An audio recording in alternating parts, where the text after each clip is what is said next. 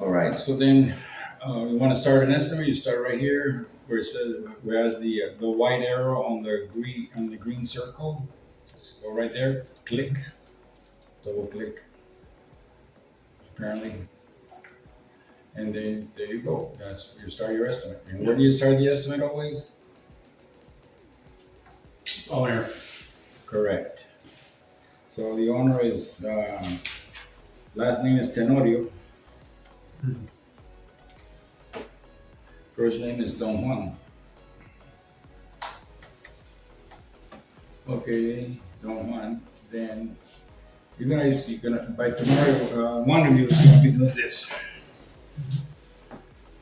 The one that has the best notes will be doing this. Okay, and what was the address that I said? 1, 2, 3, 4, 10th Street. 1, 2, 3, 4. 10th Street, 10th Street, Las Vegas. Las Vegas. 89123. 891. Okay. You know that's the natural zip code here, right? What? That's the natural zip code here. Yeah, I know. Okay. Yeah, I know. Okay, and then I said it was 702 610 1265, which is my phone number. And over here, Robert 51. Robert. Come on. 51. And Gmail.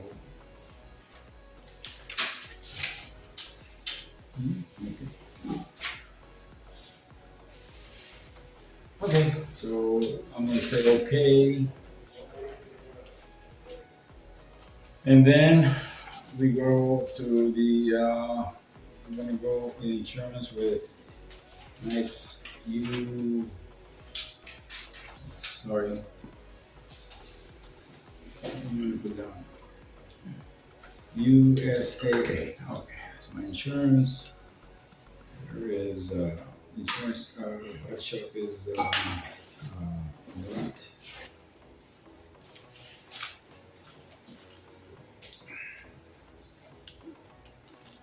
Avant Grande Auto Body. Autoworks. Auto Body Works. Auto Works would be just a mechanical place. Okay, that's the name, and we're at 6750 Boulder Highway.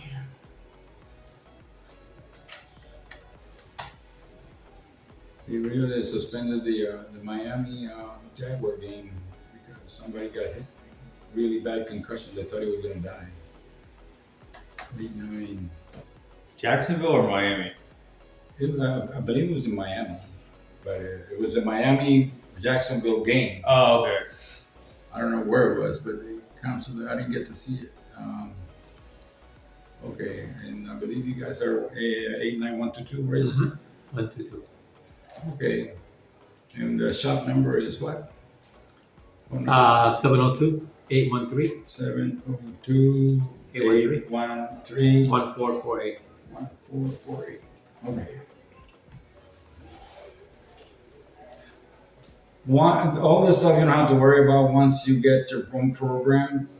The only reason I'm doing it is so that the estimate looks good and what have you. Okay, and so now we're going to say that the damage that's going to cost to this vehicle is it's not going to total the vehicle. So we're going to say it's a partial loss. Let's just say that it happened. It happened on the 10th of this month.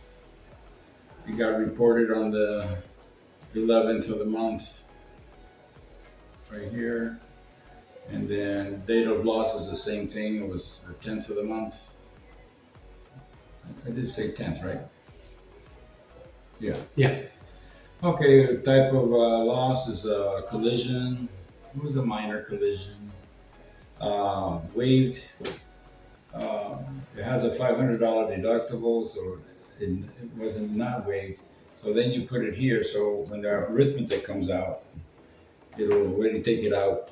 the $500 bill, which you would have to collect from me, being there. And then the claim number is 1, 2, 3, 4, 5, 6, 7, 8, 9. That's the claim number. Yadi. Okay. Okay. So who has the first estimate? Who's got it all completed? You have it complete? Yours? I'm still writing. You I still mean, writing? I'm still writing like the estimate. Okay. What about you, Brian? You're done? I'm finished with the estimate information. No, the estimates. What I'm interested is in your notes for the estimate. What are we doing to the car? How about you? You're done? No. Okay, so basically, once you get going, what we did there, the estimate already would have been written because it doesn't take that long for something like that. But you gotta walk before you can run. You know what I mean? So we're gonna wait for the first person that's finished.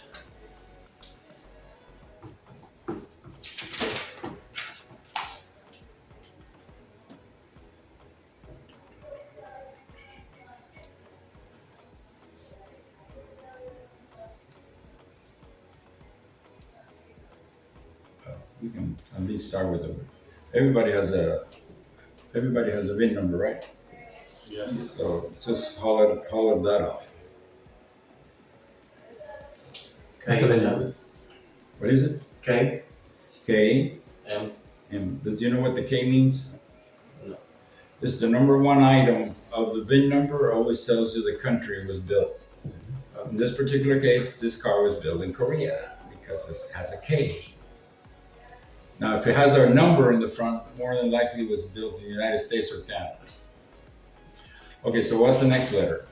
M. M. Go ahead. H. H. H. Charlie. And then T. P as in Paul. Yeah. What else? 5. No, T is no, it's a T. Oh, it's a T. T, you want that So that would be Tango. Use phonetic letters. Does anybody know the phonetic alphabet? Phonetic alphabet? Yes. No. When you be in the automotive business, you want the phonetic alphabet. You don't want to be misconstrued on anything. So the phonetic alphabet, I will teach you a little later. It's for example, A is Alpha, B is Bravo, C is Charlie, like that. Oh, I D is Delta, Got it. okay, or R is Romeo, stuff like that. Is E echo? E is Echo, correct? Yeah. Okay, so after the T, where comes? 5. 5, all right. Are you sure it's a 5 and not an S? That's what you got to make sure. So that's 5. It's 5. Okay, very good. We got 3 people to let us know. A. Alpha. Alpha. Go ahead. E. Edward. Echo. E. E. Echo. Okay. F. F as in Frank. D. In the phonetic alphabet is Foxtrot. Right? That's Army shit. Huh? It's X. I wonder why they use the army stuff. No Frank. No Frank. No, right? There is no F? No F. No Frank. So what is it? X. X-ray. Okay. That's after the Echo, right? Yeah. Okay, what else you got? The rest should be like mostly numbers, but go ahead. D. D as in David. Okay. U. U. 1. 1. 0. 0. Always a 0, never a no. Yeah. Okay. 6. What is it? 6. 6, okay. 7. 7. 7. 7. 0. 0. Okay, so now see the little thing right here? We'll see how good that VIN number is, which is going to say decode. Mm-hmm. By golly, it must be good because it's a GLS. So it's an accent. And it says, unable to find Google, must not be an accent. I mean, it is an accent, but Yeah. a different kind. Yeah. Go back to it again. I don't think it's the DLS. It must be a GS. Oh, Yeah. that's right. It's probably a GS. Mhm. And then it tells you, always pick the top one. It just gives you, if you really look at it, it practically has 2 different and I don't know which one it is, Sounds but hard to say. they're both 1.6 engine, 4-cylinder, 6M, 4-wheel drive, which is the same thing over here. But see, one is an A, one is. I think it has to do where the plant that built it, and I honestly don't know. I just always pick the top one. Right. And it doesn't. I've never been called on it for anything, you know. So here we go. We got exactly what the car is, and now we can go over here to the data part. It says, what is the license? Does anybody know what the license is? 1 Q T Q B A N. So what does that spell? One cutie Cuban. Cuban? One cutie Cuban. That's my wife's license plate. The Oh. cops always pulled me. I was gassing up the car because my wife never gasses up. I have to gas it up for her. Yeah. And I go to the gas station and say, the cop was also gassing up at the same time. And he says, gee, I hope you're not the cutie Cuban. He told her just like that? He told her Yeah. just like that? Yeah, he said that. He said, nope. No, it's my wife's little car. Oh my So God.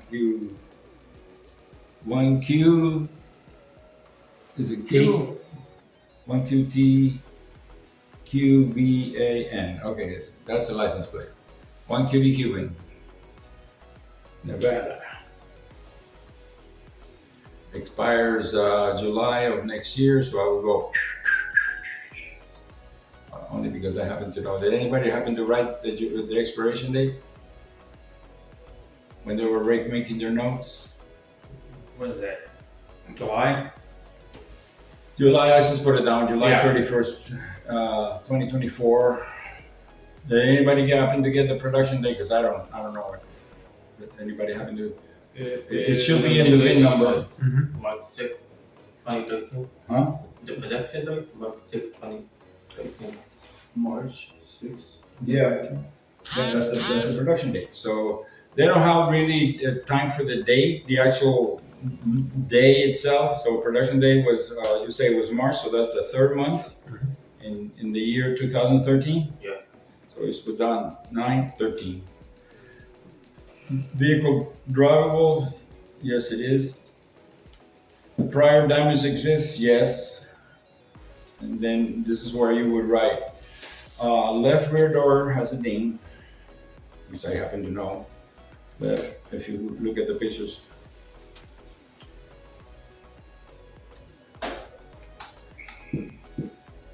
okay, and that's where you write prior damage estimate. I seldom do because I don't want to create a lot of havoc with the customers, especially if they're paying cash or whatever. So condition of the vehicle is kind of fair because the paint is, but because it has low mileage, I'm just gonna put down good. That's what you told us to do. I know Yeah. what to do, yeah.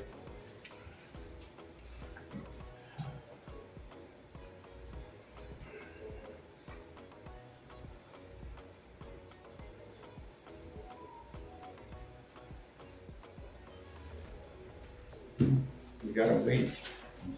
One of my customers is so desperate to get, well, we haven't even got the original letter from the insurance company yet. He already wants to start the supplement already. Anyway, people get eager for the money. Anyway, so mileage is exactly 41,000. Wow, for 2013? Yeah. Your wife must be a Cancer. Is she a Cancer? No, she's a Libra. Oh, okay. Because Cancer wives hardly ever leave the house. They hardly ever drive. My wife is, she should be a Cancer because she loves our house. She likes to stay home. Okay. But then on the one day she wants to go shopping, it's a killer because it's a non-stop shopping day. I mean, Oh my God. thousands of dollars later. He's saying all the time. Okay, paint is this kind of I didn't get the paint code on it. Does anybody show does the thing show the paint code? Should be in The very bottom on the left side. I mean, yeah, on the left side of the nomenclature part. ZBF. Let me see that.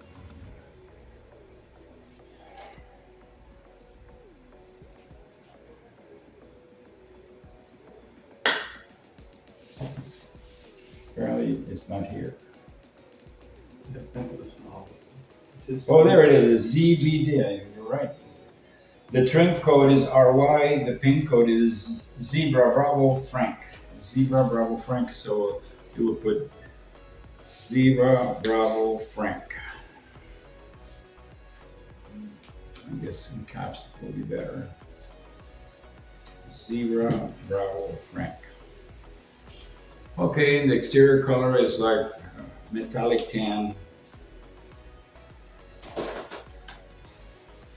Metallic tan. Interior color is beige, I think. I'm gonna write that off. Anyway, boom, boom, boom. So we're ready to go and write a profile on this car. We're gonna go just with regular insurance. See, most shops have what they call a walking rate, and this guy wants to. The insurance companies are willing to go $54 an hour, so that's the insurance rate. But the walking rate is always about a few dollars more. So the walking rate, because he wants to pay cash, is going to be $60 an hour.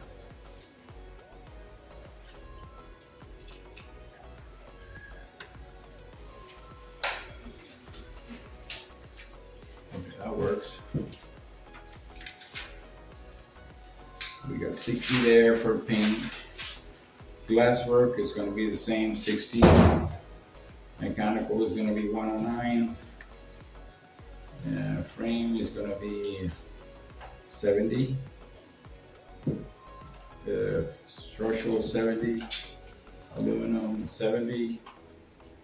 Okay, and then we're going to do everything at 8.38 percentage wise.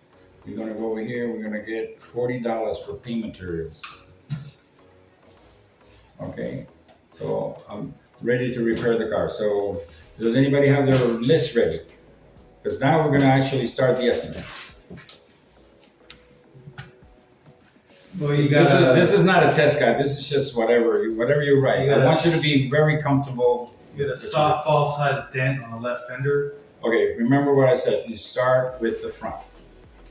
If the hit is in the back, you start with the back. So the first thing we should be working on is the front bumper. Okay? So what do you have as far as your notes? What does your front bumper say? And that's where you should start your notes. Front bumper.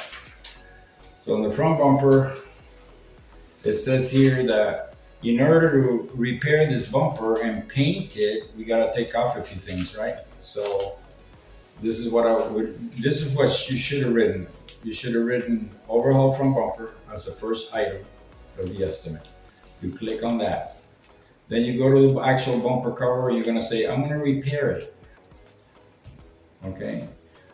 Before you put down the repairing part, you're going to go over here to the lights, the front lights, and you want to write RNI both lights. So RNI this, and see, by going to the control panel, you can click on this one too. So that way we get paid for, the left combination lamp. What happened to the right one?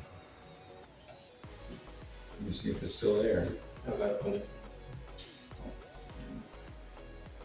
Oh no, both are there, left and right. All right, somehow it'll wash out later. Then we're gonna go back to the bumper again, and then we're gonna say that what is the consensus of the repairs on the front bumper? Remember what it had. There was a separation from the bumper and the right fender. Yeah, but that has nothing to do with the bumper. That's acquiring the right retainer bracket. So that's the reason there's a separation there. The actual bumper didn't have any damage there. There was a scratch on the bumper. So if you're gonna be repainting the bumper and taking care of that scratch, which I think was the only thing that I found on the bumper, right?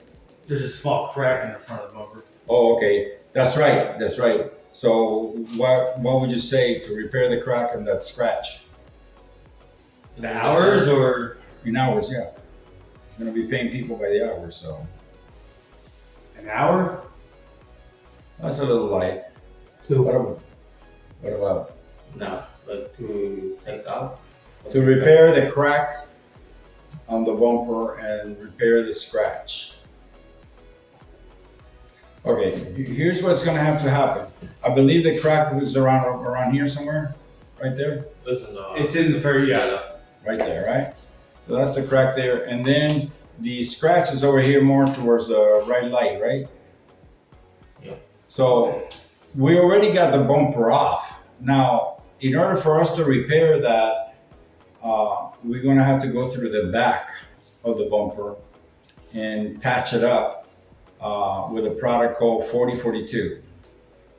You might want to write that down.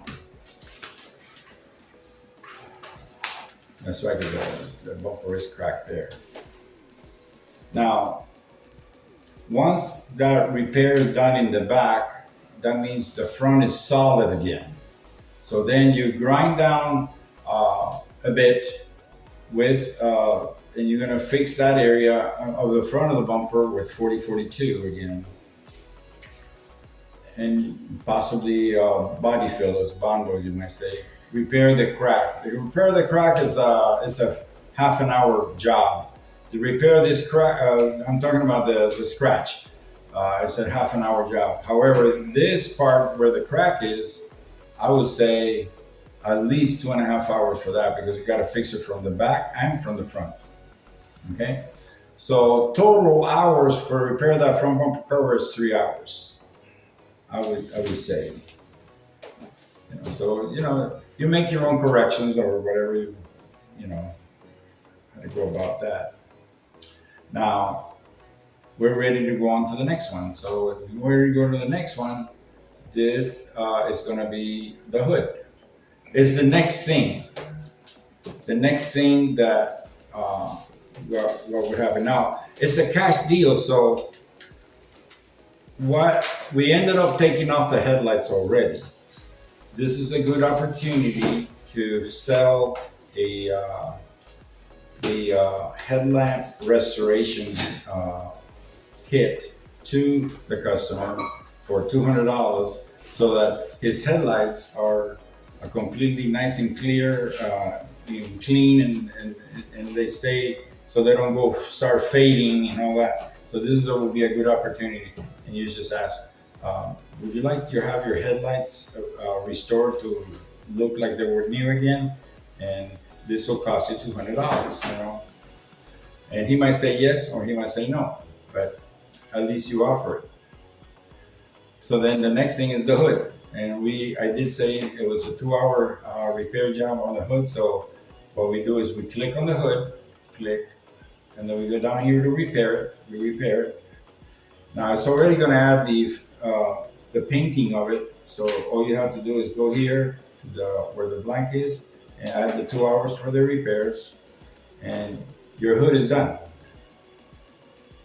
Okay, see right here the 2 hours for the repair on the hood, and then 2.7 hours to actually refinish it. RO, repair and refinish. RP is repair, RO is refinish. Okay, so now we're done with the third part of, the second part of the repair that we have to do. Now, this vehicle also had 2 hours on the left fender, right? So we find the fender. Okay, and then we're gonna click on the fender. We're gonna repair the fender, say repair. And then it's the left fender, not the right. So we're gonna click on the left. We're gonna go select. And then it's gonna give you options. It says, well, R&I front bumper guard, well, we already did that. on ourselves. R&I the left fender garnish assembly. Okay, did anybody notice what the garnish assembly was on the fender? Did you write that in your notes? Okay, the garnish part of the fender is,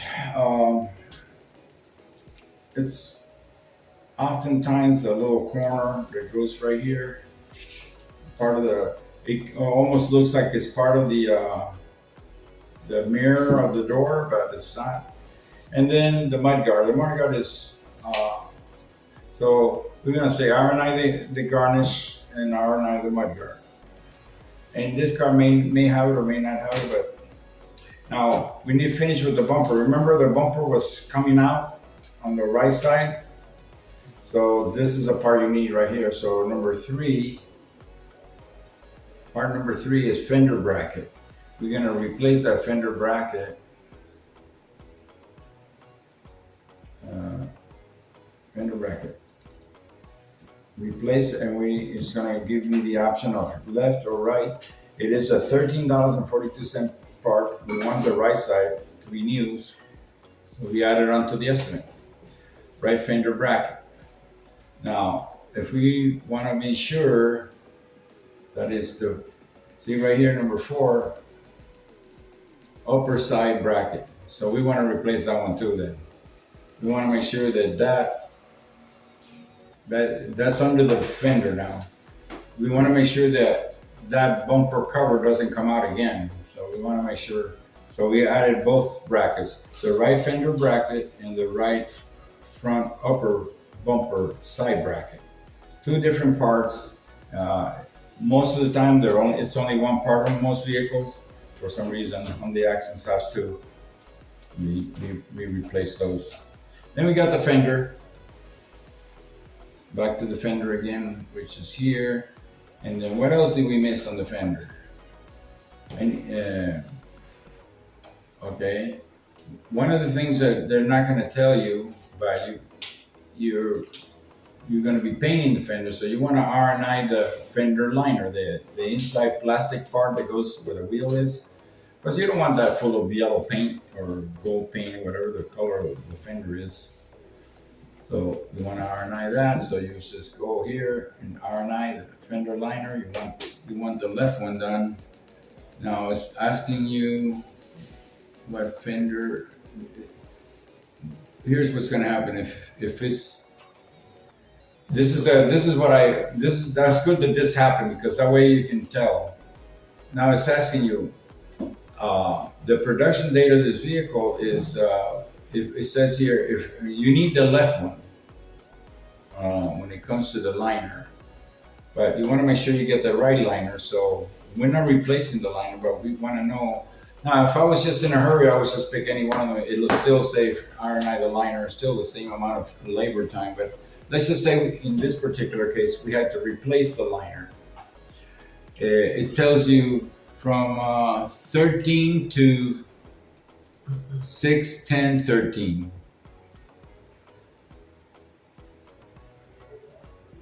So that means that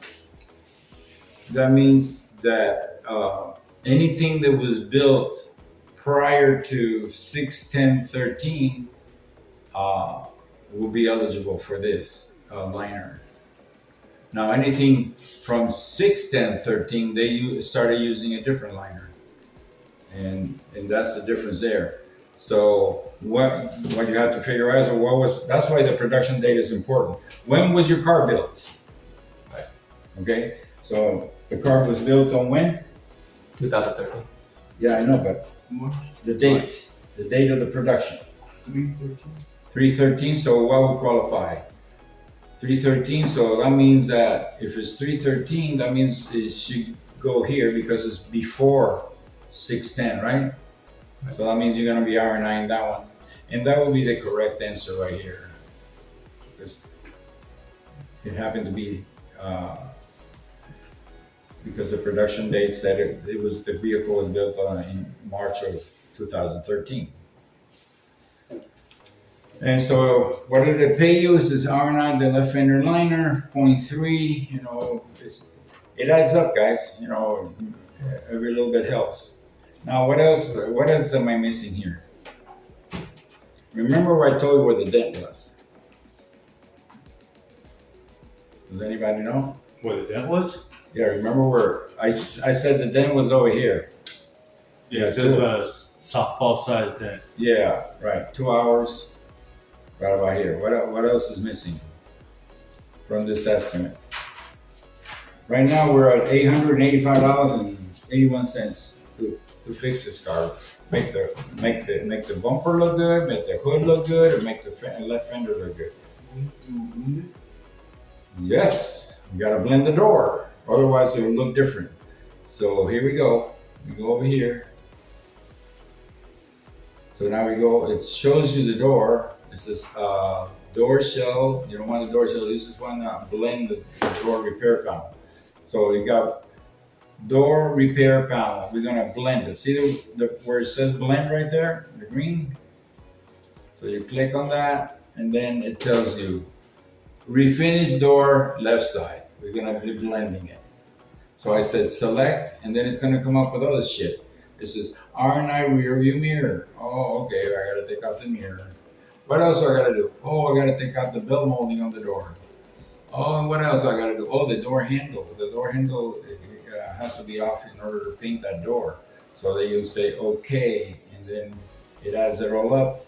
And now that $800 and something estimate is now $1,100. You see? So the only thing else that I would do on this estimate would be basically, it's not a luxury car that would be considered for sand and buffing. So you want to add a couple of things. You go from C. This is basically the CEG is. I don't remember what it stands for, but it has to do with the basically is the area for where you get all the parts for the car, the OEM parts prices. I gotta find out what that means. CEG.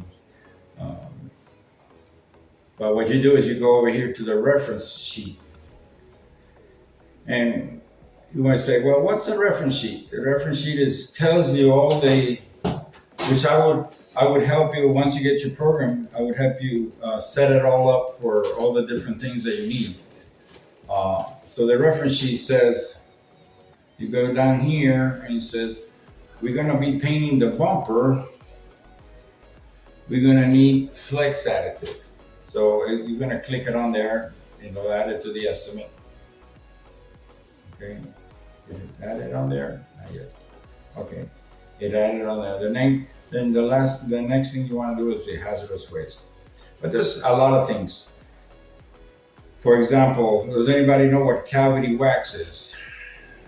I'm not talking about buttholes here. Okay. Okay. On the luxury cars, they have a frame. You say your frame is like this. Have you ever noticed the difference between driving, say, a Mercedes or a BMW and driving a Chevy or, when you're feeling it, you feel that togetherness, that solidness of driving this luxury car. A lot of that has to do with this cavity wax, and what it is the whole frame of the car. Inside the frame, they fill it up with wax, and it just adds a little weight to the car, but at the same time, it protects the metal of the car inside. And on luxury cars, you have that smooth, heavy ride. You feel like you're a freaking Sherman tank. You can go through walls and everything. It's that solidness. This has a lot to do with it. Of course, it helps if you have good suspension and good tires and everything else. But now, this is the reference sheet. The reference sheet is kind of important because it allows you to add stuff that are already on there. For example, the guy didn't have time to bring the car, but he sent it over, and you had to pay for the tow. So when you got here, you gave the tow guy $100, and he gave you a receipt. So you add it on there. It's towing. Storage, same thing. You know, you can add that on there. They don't pick up the car within 72 hours after it's done. Start charging storage, $90 a day. Hell yeah. Shipping. Sometimes you gotta buy a part that nobody has except somebody out there in Goover, Nevada, or Goover, Pennsylvania. Okay, and he's the only guy in the whole city has the whole United States has this particular part, and he'll send it to you, but it might cost something, so you might have to add shipping on there on the estimate. You see, you know, I added shipping, which I'm gonna take off. Now, what's the estimate charge? If you say that you're gonna give out free estimates, and give out free estimates, but let's just say that a guy right off the bat tells you, "Well, my brother-in-law has a body shop, but he doesn't know how to write estimates. Could you write an estimate for him?" And I know it's, okay, I'm gonna charge you $75 because your brother-in-law is the one that's gonna do it, and you're stupid for asking. You know what I mean? For not divulging too much information, you know. So $75. Well, you say your brother's going to do it, so why would I want to waste my time writing your estimate? You want me to write an estimate? Give me $75. You know, does that make sense? Yes. Why would I want to waste my time when he's already telling me that some yahoo is going to do it? Okay. Detail and cleanup. If it's an insurance job, you know, no. Just a normal wash is okay, and they don't charge for that.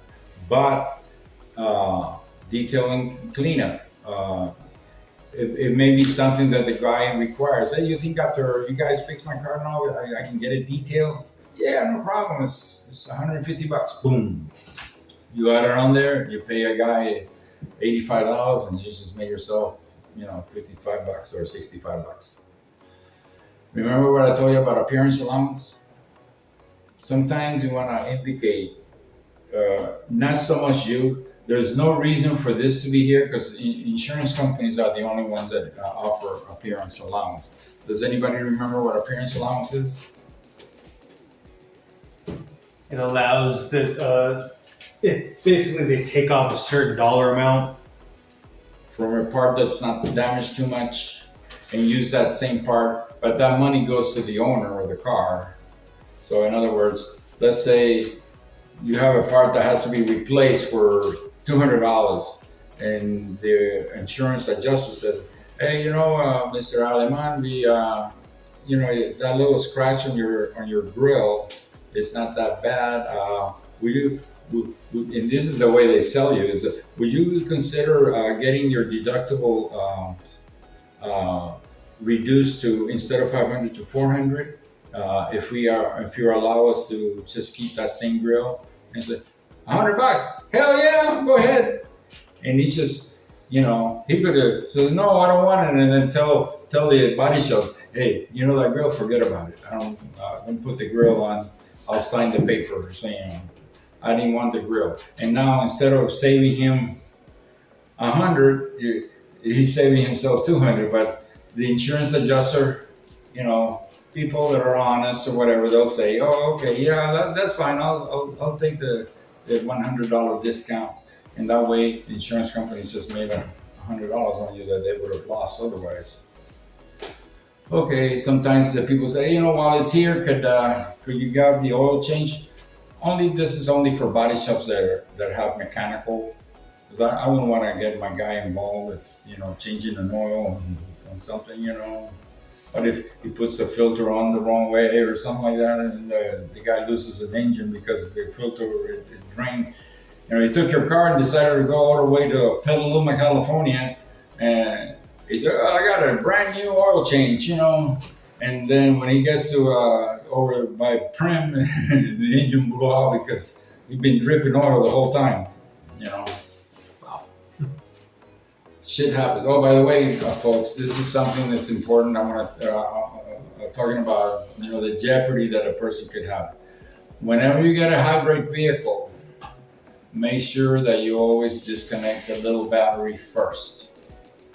Now, I said, what do you mean the little battery? Well, the little battery is the 12-volt battery that, starts the car and all that. That car also has a big battery. That big battery is $5,000 or more. I'm talking about a little, Toyota Prius, a Honda, what is the Honda electric car? Or let's say a Chevy Volt. Chevy Volt is an electric car. All those they have a set of batteries that are very expensive. And if you were not to disconnect the little battery first before you start disconnecting the big battery, you could end up with frying the big battery, and you'd be liable for that battery, $5,000 or so that it would cost to replace that battery. So be very careful with the hybrid vehicles. Now, that battery has enough voltage to kill a person. So you also, got to wear rubber gloves when you deal with that kind of battery and all that. So be very careful. Not that you guys are going to do it, but it is expected that you know this stuff so that you can, the people that would work on it would be careful with it. Rust coating. We don't do that much here in Nevada because whatever rust is in on a car, usually the cars that come in from the East Coast, they made their way over here and they come already with rust. After a while, it just becomes dormant, that rust, because over here is so dry that, we usually don't have that much powder on there. The special paint materials. Sometimes you need special paint materials. Have you ever seen the bottom of a car right by where the doors are? Right below the door. It's painted the color of the car, but it has kind of like popcorn ceiling kind of thing, like it's kind of like gravel. That's actually what it's called, gravel guard. That's a special paint. Basically, that application gets put on, taped off and all that, and you put it on, and then you paint the car over that, and then the finish will not be shinier as the rest of the car. It's just be gravel. It acts as a extra protection for all those rock chips and all that are lifted from the ground and come and hit your car. Additional body materials. So what would be an additional body materials? Usually in insurance, we don't charge for body materials. It's part of the labor and what have you. But every now and then, for example, that repair that is going to be done at the bumper, the actual product is called it's a 3M product called 4042, like I mentioned before, and that product runs for a little tube is about $53. Wow. Now, the tube is one tube, and then the other side of it is another little tube. It comes like that as a kit. Now, when they're getting mixed together, it becomes basically it's like liquid plastic that hardens as hard as anything. It hardens. It's like a cement, basically. It hardens very hard. When you first put it on there, you can do anything with it. It's practically liquid, But once that thing dries, it's like on there forever. It's on there for good. And that product's called 4042. So it costs a lot of money. You can probably use one order of the application of the 4042 kit for maybe 2 or 3 vehicles. They come with a mixing. It's kind of like if you could think of a dual, like how they do the toothpaste.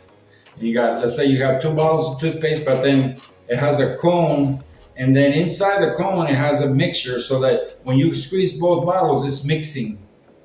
the two together. Now, once it's mixed together, it'll eventually come out already mixed. So all you do is just kind of mix it a little bit more, and you can apply it on anything you want. Now, that tip where it mixed, that thing is not going to be any good anymore. So you take it off, you put the cap on each end of the 4042, and then you're ready for the next job. But that tip is gone, disposable. Excuse me. Okay, so all these materials all are found here in the reference sheet. See, here's one. Monitoring vehicles nowadays. Do you happen to know what kind of air conditioning Freon you guys have? The most common on vehicles is this one here, the R134A Freon oil. Freon basically is the Freon. However, this is usually, you can get a pound or 2 or 3, and just add it on there. They recommend that you evacuate the system first for air conditioning, but let's just say you want a little cooler air in your thing, and you're probably a little low on Freon. You can add the 134A. However, this one here, the R12, that's the old system. There's one now that is called this one here, the 123 R123 1234YL Freon. This thing is so expensive that it's it's not sold by the pound for sure. It's sold by the ounces. And well, let's just put it this way: instead of $80, $100 to Freon to be added to an empty 134A system, to refill the R1234YL Freon system, which happens a lot on the Dodge products, Chrysler products. Anyway, you're looking at about $460 to $500 of just for the product, and then the label to put it on. So I think that was their way of I don't know, making more money, I guess. But they came up with that. There was nothing wrong with the R134. Why they had to come up with this one? They just wanted to screw you some more. That's all. Some of the cars that have it, the mentality of the people is, obviously sinister. So, Where is it labeled in the car? you can find it in the machine. For example, like let's just say on my wife's car, you go. I'm going to show you where to find it. You go over here and you see where I see AC refrigerant capacities right here. So it tells you right there. Now, if you're looking over here, you'll say AC R134A. Hey, so that's the good one. The one that is refrigerant capacity 14.1 to 17.6 ounces or 1.1 pound will fill it up, which is practically nothing. We could probably get that thing all filled up for maybe about $40, with the air conditioning system. You see, that's over here under AC refrigerant capacities. Now the next thing, AC heater and all that, that's right there. You're looking at R&I, the condenser. Does anybody know how the system works? The parts for an air conditioning? You got to have a compressor. The compressor pulls through. It's the same thing for the house, you guys. So you hear for example, you ever been outside of a house and there's this squarish looking thing that has a fan going, 24/7, outside and all that? Well, it's this. That's the condenser. And for a home, it has a fan, and this one has a fan too, but also it depends a lot on the air that while the car is driving to feed cool air right through it to cool it down. But anyway, so out of there you got a hose that makes the freon go in, another hose that makes it go out, and it goes right through the compressor.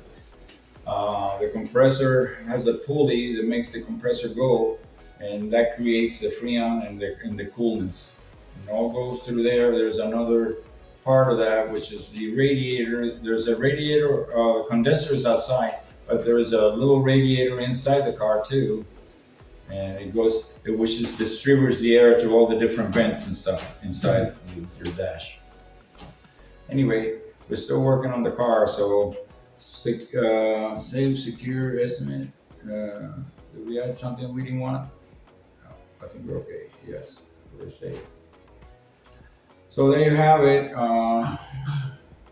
That was the Juan Tenorio Hyundai 2013. We're gonna open it up again. It says that 14. How do we get to such a high estimate? Oh, because we added the. So we got the front bumper. We got the front bumper, the R&I of the cover, the remove and replace of the repair of the cover, the upper bumper cover side bracket we replace. Look, the insurance. They found a cheaper one for $9, an aftermarket one. The program found it.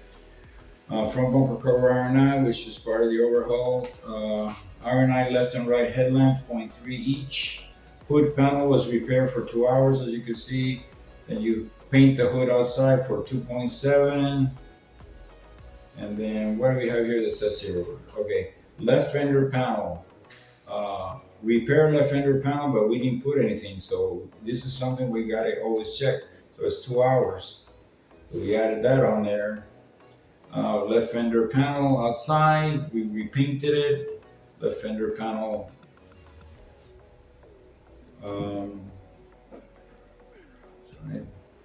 Left fender bracket, replaced it for $11. It used to be $14, but they went with an aftermarket one. Then we R&I the liner, so that the paint doesn't fall in there, and the little garnish. The little garnish is usually this little piece right here that's part of the fender. I don't know if this one has it or not, but it asked for it, so it must have. And we ended up with taking off the trim panel from the door, the handle from the door, the bell molding, and the mirror, outside mirror. The right door was blended for an hour. We added the flex additive to the front bumper, which happens to be about $8. That's why you got to go back and check everything. Hazardous waste is $3. Now this day's going to ask you for it. And then clear coat, it says that it's 2.1 in clear coat and will be figured out in the paint materials. They've already figured it out, so. For that estimate that you guys did for the little car, front bumper, hood, and left fender, it looks like it came out to that amount, $1,625.12. Did I miss anything? Okay, you know when they blend, so we had to paint the fender. The dent was in this area right here, right? So when we blended the fender, it's a two-stage process, right? So we're painting here, and then we're gonna paint all this area here in the door. And then what's gonna happen, that the same color that's here is gonna be here. It gets blended. And then as you get further away from the blend and the line, the adjacent panel, as you get further, you put less and less base color. Now, after you're done, you let it sit for 5 minutes or 10 minutes, and then you go back and you clear everything. And then when it gets clear, it looks like it never happened, because, first of all, you pick the correct paint code, and you pick the closest alternative to it, and then you blended all this area here. You may not even have to put some, as long as you clear it later, you may not even have to use too much base coat here on this area, but that's what the painter does. He, oh, it's just this area, all the painting is gonna get done in this area right here. So that it looks like, and then of course the clear is gonna be the whole fender plus the whole door.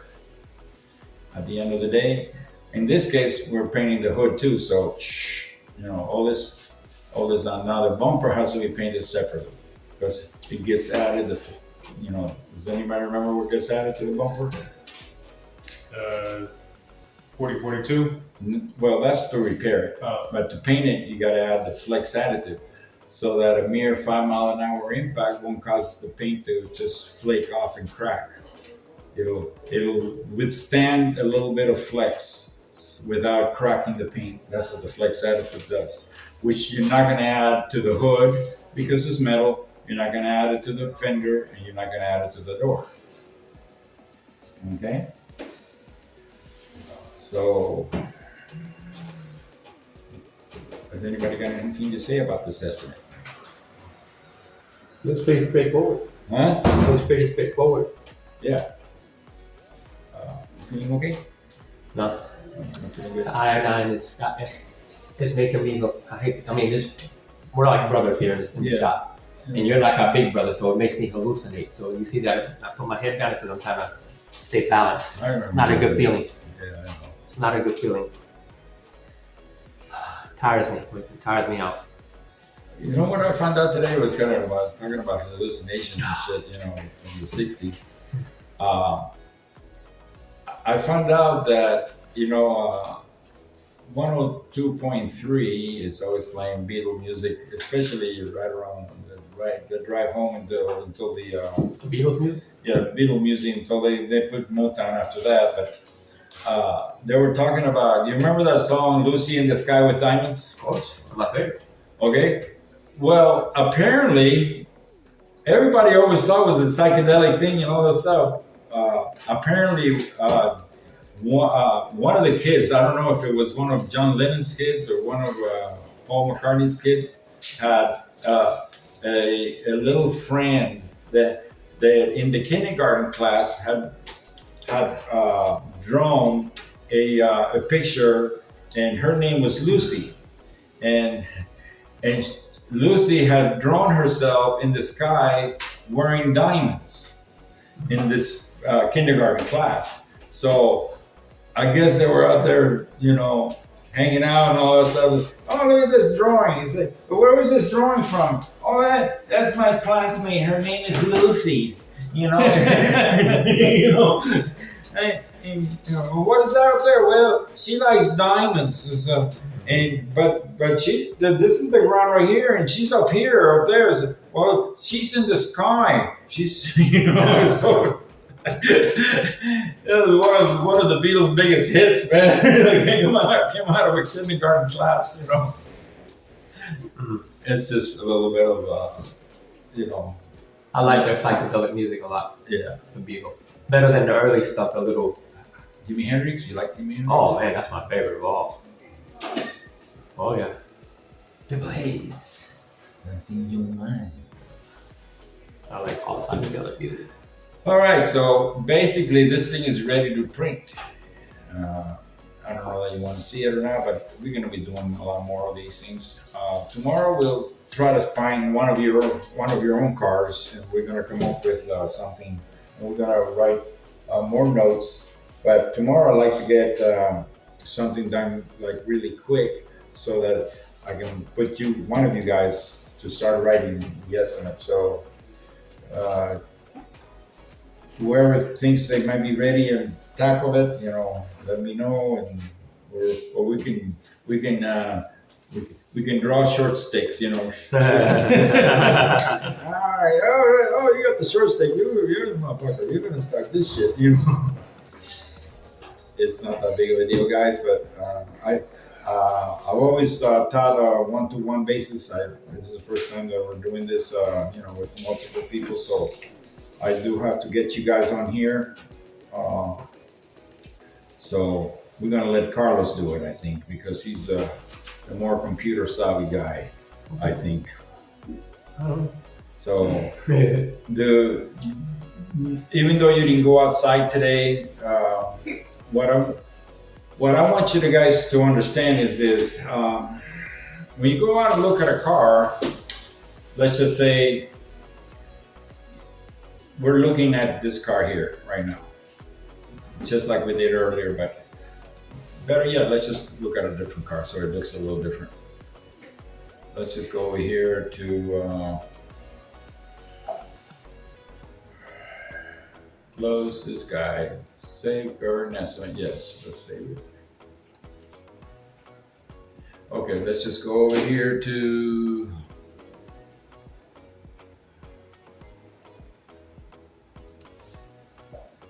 any one of these would work. Let's go to that one, I guess.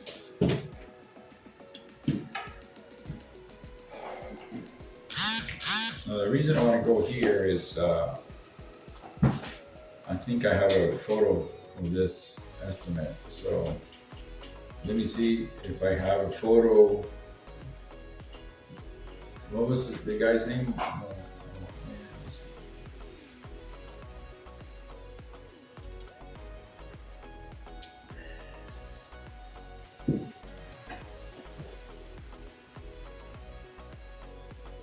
Oh, I see. Okay, so here's the Suburban. So when you're looking at the Suburban, or in this particular car, let's just say, again, we have, you're physically looking at it, you're saying, well, I have a dent right here in the middle of this fender. What am I have to do to get this thing repaired and painted? What do I have to take off? So then automatically, you know, you got the fender's all this area right here, right? So you gotta think. First of all, you have to understand, you gotta take off, you gotta make sure that the headlight is off. You gotta make sure that the front bumper is off. Now, the insurance companies, if there's nothing wrong with the front bumper, but you still gotta take it off, sometimes what they wanna do is they wanna just pay you half and just loosen the left side so that it drops enough so that when the fender gets painted, there's enough paint on the fender that goes in through there and not create a ridge. So you have to look at that physically and say, well, what do I have to do to get this thing done? So, well, naturally you got to take the liner off, and then depending on where the damage is, you have to determine, hey, am I going to have to blend this door, or can I get away with just blending here and just clear this area here, you know? And then, you know, things that you got to figure out. This is something that you have to do on your own. Sometimes this fender, you got to paint it. You might have to take off this rocker molding or rocker panel or a step panel.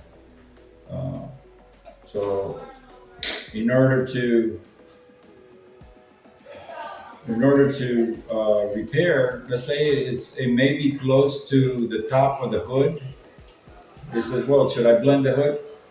They won't let you. Insurance won't let you. You can get away with it on a cash job. They say, hey, your hood's looking kind of bad anyway, so let's take care of the hood. You know, that's going to be another $450 at least. But the reason the insurance company won't pay for it is because when you're looking at the car, all this are in the same light.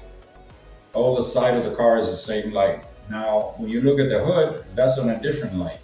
So it doesn't have to be that perfect. You know, this is the way they think. So, plus also the fact that they want to save $450 for painting the hood, you know. So, but they came up with these rules. And this is why this program, you have to make it work for you, because insurance already tainted it. They tainted this program. They tainted CCC. They tainted Autotex.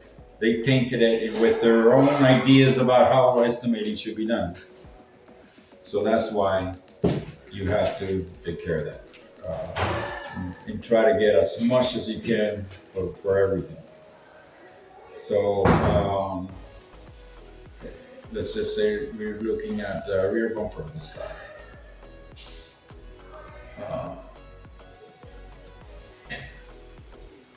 Let me see your body panels. I guess the only way you can find that is in the front bumper deal. Got suspension parts, lift gate. See, if you look at the lift gate, it says, well, like, okay, that's the lift gate, but in reality, look at all the stuff that it has. So there, on that lift gate, in order to paint that lift gate, you have to come up with, you got to take off all that mess. And that's the, exterior part of the vehicle. So you got, number 2 says the stop lamp, the nozzle, washer nozzle, all that has to come off. Spoiler seal, the spoiler cover assembly, the spoiler retainer, 4 of them. Some of them are made out of plastic and then they may have to be replaced. The liftgate handle got to come off. The release switch, that may not have to come off because it's not visible. It's not visible to the painter. Applique retainer, which is part of number 8. Where's number 8? Box on the button. Yeah. Right here, right?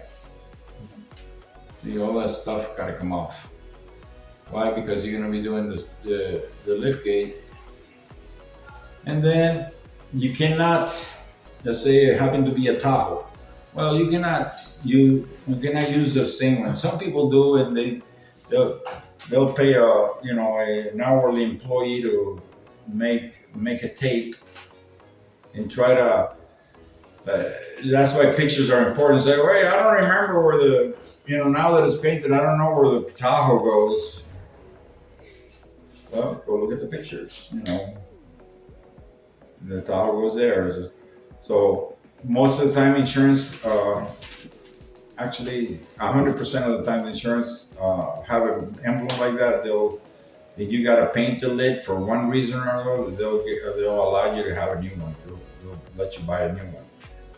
And it's up to you whether you want to buy a new one or not. You can just fix the old one.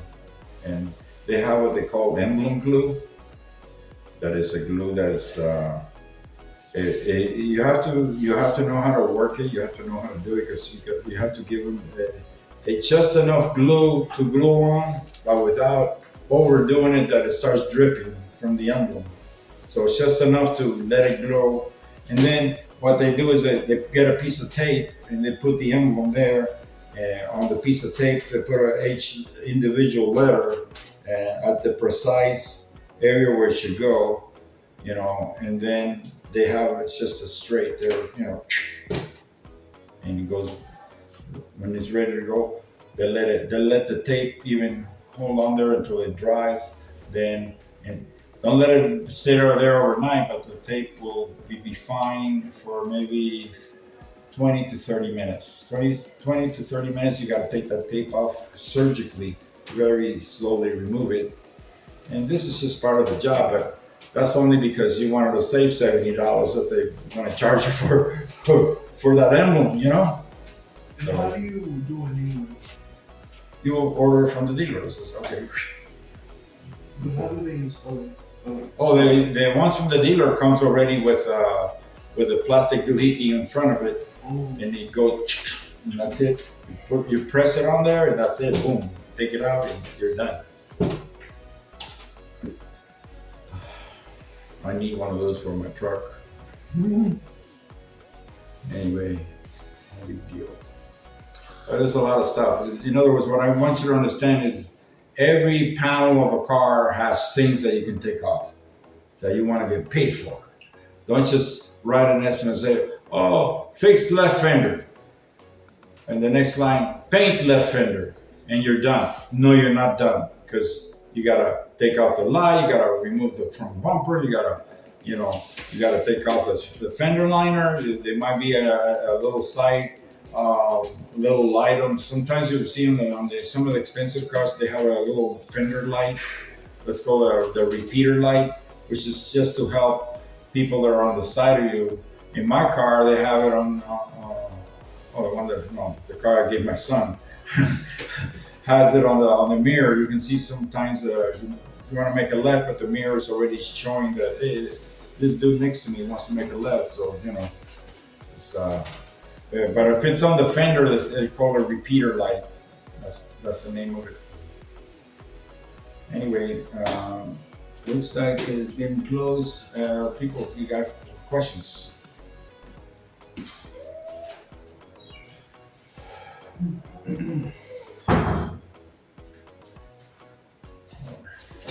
Being better, and I guess it's time to go home, huh? not good. Does that sound you feel better tomorrow, or? Well, tomorrow I start the intake process, which is they're gonna check to see what the iodine reveals about. Well, is it something you're doing in the morning? Will you be able to be here in class tomorrow? I don't know. I have to. Not yet. I'm not sure. Yeah, Okay. not sure. All right, so make sure you guys. But I'll text you. I'll keep you informed. Take good notes and stuff. Yeah. Yeah. That's what this is for. Yeah. All right, so. That will be in the office. What's that? If you won't be here tomorrow, this will be in the office. I'll make sure that Kate sets it up. And then let's say one of you guys can just, when it's done, can just get it, turn it off, and yeah. We haven't missed a beat yet, right? That's not a single beat. Every single class we've done, we videotaped it and we have access to it. Yeah. I'm just letting you know, Rob. We have every single class that we've done with you so far recorded, and I have it on our chat line where anybody can tap into it anytime and refer to any part of the class. There you go. Yeah. I just got this one approved. Here's the thing. I want to talk about this one because it's in one of my shops. And the initial estimate for this vehicle was, I'm going to show you. The initial estimate for this vehicle, and this is, by the way I write estimates. And insurance companies are so cheap, they write what is commonly known as a visible damage estimate. If it's not visible, they're not going to write it. So I got a hold of this guy, and I got a hold of the original Progressive insurance estimate. So I put it down, original Progressive William Miller appraisal. And here it is right here. And the way I do it, see, insurance company would love for you to copy their estimate. I don't have time for that. Not only will you have to copy their estimate, it has to match exactly. And I don't do that. And I started this way of doing it here in this town. And now the insurance companies are after me. They have a price on my head. No, I got it. But here's what I do. I put down original Progressive William Miller, who wrote the appraisal here. And I put down, I just enter it as a submit right here. And then I put the total. And I put down, this is what he wrote. $2,948.62. So, oh, wow, that's a lot of money. The hell it is. Yeah. Okay, so then what I do is then I close it. If you notice over here, his estimate doesn't have a 1 on it. So what I do is I locked his estimate. I went over here to file, and I said I went over here and committed it, and it became the estimate. This is your original estimate. That's why it says original Progressive estimate. $2,949. Then I looked at the car, I took in my pictures, and I started adding. And it came up to this amount, $8,682.51. That's how much he missed. Like $6,000. Yeah, that's how much he missed. Yeah. And only because I had the vehicle torn down. Now, I come to find out that over here on this vehicle, I went ahead and added a floor to it. I still come up with a lot of money on this thing, but on the rear body, See right here, I replaced this guy. I replaced the rear body panel and this guy right here, the rear body panel, and I also replaced the floor. Well, apparently Progressive has a rule that if you have to replace the floor, the vehicle has to become a constructive total loss. Oh, wow. So I said, well, fuck that. I happen to have friends in all the insurance companies that, will tell me what their little bullshit guidelines are. So it's only Progressive that does that. Yeah. So he says, well, I says, well, then let's not replace it. Just give me 5 hours to repair the rear floor. Boom. That's what she did. My estimate came out to over $7,000. Instead of, it's not 86. It's more like 76 now. Okay. But it's the actual money that they're going to pay. But what I'm saying is you got to push the envelope, otherwise they're not going to give it to you. You're probably known as the insurance estimate hitman. Huh? You're probably known as the hitman. Oh no! Wow, Aleman got a hold of it. So initially they would have spent that amount on their original estimate. Now some Joe Blow that guesses, oh man, they only gave me $3,000. That's not even good enough to stay one night at the whatever, Yeah. So the vehicle's being repaired for around $7,700 instead of $2,900. Just by Good. But that's what insurance companies do. They try to give you that visible damage estimate. See, at one time it wasn't like that. At one time they try to write whatever it was that was wrong with the car. If the guy had been around for a long while, he could tell if the reinforcement was going to be bad, if the rear body panel was going to be bad, and he would go out and say, "Oh, did the owner sign the authorization for repairs?" Yes. Oh, if that's the case, then have your guy take off, and I'll wait for it. I'll have your guy take off the bumper. I want to see the rear body panel, and he would write it right there, boom, boom, boom, boom, and 90% of the time, or even 95% of the time, they had an accurate estimate. But that's not the case anymore. You know why? Because there's just too many people that own cars that say, oh, well, the insurance only paid me this much, so fuck it, I don't have enough money to repair it. I'm going to use the money for something else. You remember, let's go to Bora Bora for a week. Or whatever, you know what I mean? And now when they come back home, they got a total fucked up vehicle. Then now it's going to be even harder to fix because they did away with the original money. Progressive is they're crooks, man. They all I are. can't stand Progressive. They all are. Even my own, man. Nah, you got one of the best ones. Yeah, that's for the military. Yeah. And MetLife, the one that I have now, is good too. They're very good. Life is good. When I used to be an agent, I had a brokerage with them. I used to sell MetLife. It's a mutual company. Insurance companies are there's two types of insurance companies, and they're both just as good as, if they're a standard company, they could be a mutual company or a stock company. A stock company is a company that is owned by the stockholders, whereas a mutual company is owned by the policyholders. They all could be just as big. Yeah. Does anybody know what the biggest insurance company in the world is? Automobile or just overall? Now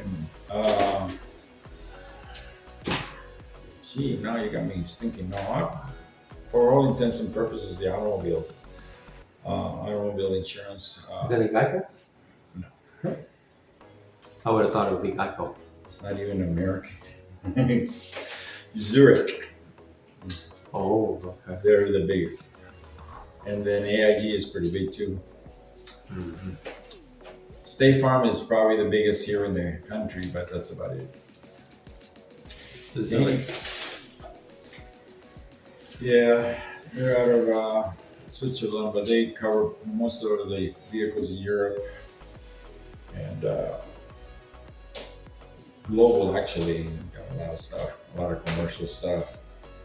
Uh, Travelers used to be one of the big ones, and they did away with all the auto stuff. They still do a little bit, but most of they concentrated on just commercial stuff, commercial buildings, commercial businesses, and stuff like that. Like Nationwide is trying to capture all the small business market, for everything. What have you. So anyway, I think we're good for tonight. We'll tackle on. Maybe we can we get permission from somebody that has a fucked up car out there that's not yours, and maybe we can look at that tomorrow. But maybe you can kind of deal with that first deal.